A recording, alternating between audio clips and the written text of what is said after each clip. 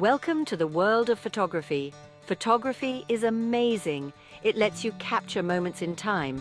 It's like freezing a memory. And the best part? Anyone can do it. You don't need to be a pro. You don't need fancy equipment. All you need is a camera and a desire to learn. This essay is for you. You're just starting out. You want to learn the basics. We'll cover everything you need, from choosing a camera to understanding settings. We'll even talk about composition. This is the art of arranging elements in your photos. Photography is a journey. It's about learning and growing. It's about trying new things and finding your own style. The most important thing is to have fun. Don't be afraid to experiment. Don't be afraid to make mistakes. That's how you learn and improve. So, are you ready to become a photographer? Let's get started.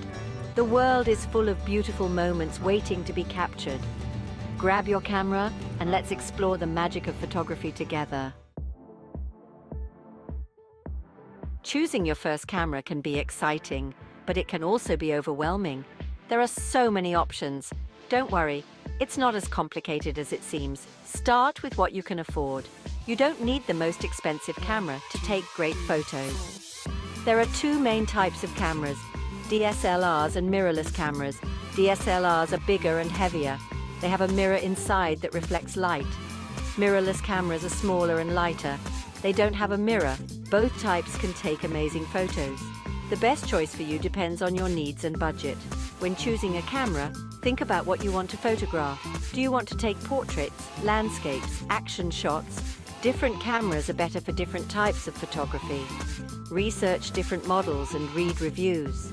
Don't be afraid to ask for advice from more experienced photographers. Remember, the best camera is the one you'll use. Choose a camera that feels comfortable in your hands. Make sure it's easy to understand and operate. The most important thing is to get out there and start taking pictures. Now, let's talk about camera settings. There are three main settings you need to understand: aperture, shutter speed, and ISO. These settings work together to control the amount of light that enters your camera.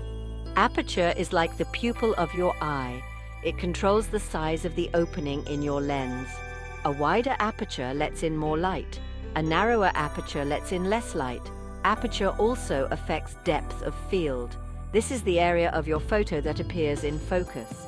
A wider aperture creates a shallow depth of field, blurring the background. A narrower aperture creates a deeper depth of field, keeping more of the scene in focus. Shutter speed controls how long your camera's shutter stays open. A faster shutter speed freezes motion. A slower shutter speed blurs motion. Shutter speed is measured in seconds or fractions of a second. For example, a shutter speed of 1/1000th of a second is very fast and will freeze a moving subject. A shutter speed of 1 second is very slow and will blur a moving subject. ISO measures your camera's sensitivity to light. A lower ISO setting is less sensitive to light.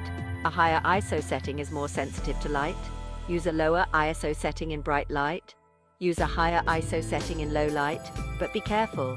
Higher ISO settings can create noise or grain in your photos. Section 4. Mastering composition, rule of thirds, leading lines, and framing. Composition is the art of arranging elements in your photos.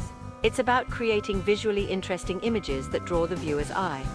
There are many rules of composition, but here are three basic ones to get you started: the rule of thirds, leading lines, and framing. The rule of thirds is a simple but powerful guideline. Imagine dividing your image into 9 equal parts, using 2 horizontal lines and 2 vertical lines.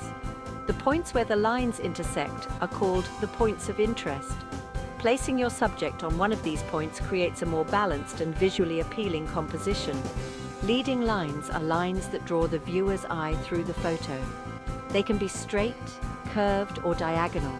Leading lines can be found in roads, paths, fences, rivers, or even the lines of a building. Use leading lines to create a sense of depth and guide the viewer's eye to your subject. Framing is another effective composition technique. It involves using elements in the scene to create a frame around your subject. This could be a doorway, a window, or even branches of a tree. Framing helps to draw attention to your subject and create a sense of depth. Section 5. The joy of capturing moments. Photography is more than just technical skills. It's about capturing moments that matter. It's about telling stories with your images. It's about sharing your unique perspective with the world. The most important thing is to have fun and enjoy the process. Don't be afraid to experiment with different settings and compositions. Try different angles and perspectives. Get up close or step back to capture the whole scene. The more you practice, the better you'll become. And remember, there are no rules in photography, only guidelines. Break the rules, be creative, and find your own style. Photography is a journey of discovery. It's about seeing the world in new ways. It's about noticing the beauty in everyday moments. So grab your camera and start exploring. Capture the moments that inspire you, the people you love, and the places you go. The world is full of beauty and wonder. And with your camera, you have the power to capture it all and share it with the world. Happy shooting!